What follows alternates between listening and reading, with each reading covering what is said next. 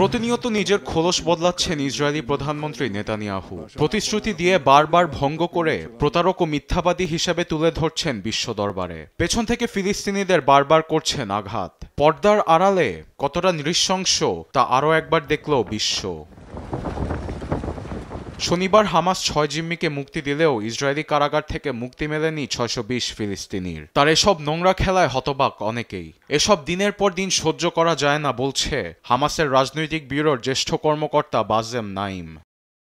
ইসরায়েলের ডানপন্থী সরকার সারা জীবন নোংরা খেলা খেলে আসছে।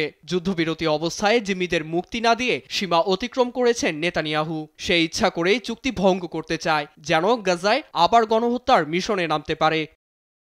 এখন হামাস ইসরায়েলের যুদ্ধবিরতির দ্বিতীয় পর্যায়ে সামনে আসছে। বিশেষজ্ঞদের মতে ডোনাল্ড ট্রাম্প ও তার বন্ধু নেতানিয়াহু যে পথে হাঁটছেন তাতে এ চুক্তিতে যাওয়ার কোনো লক্ষণ নেই। নিউ ইয়র্কে যুক্ত ইসরায়েলি কনসাল জেনারেল আলন পিঙ্কাস বলেন, গাজা থেকে সেনাদের সরাতে অনাগ্রহী নেতানিয়াহু। চুক্তির দ্বিতীয় ধাপ নেতানিয়াহুর জন্য নেতিবাচক, কারণ দ্বিতীয় দফা বাস্তবায়ন হলে গাজায় ইসরায়েলি সেনা উপস্থিতি কমাতে হবে। চুক্তির ৫০তম দিনে পুরোপুরি সরিয়ে নিতে হবে, কিন্তু নেতানিয়াহু চান না এ যুদ্ধ শেষ হোক। তবে সাধারণ ফিলিস্তিনিদের কথা বিবেচনায় উপত্যকার শাসনভার ছেড়ে দিতে রাজি হামাস, কিন্তু সংগঠনটির দাবি নেতানিয়াহুর নানা দাবি মেনে নেওয়ার পরও প্রতিশ্রুতি রাখছেন না।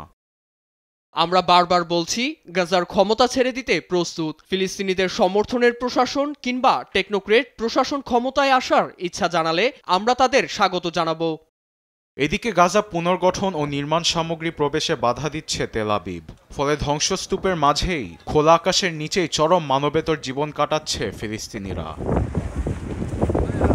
আরবিদ আফসার, নিউজ ডেস্ক, দেশ টিভি।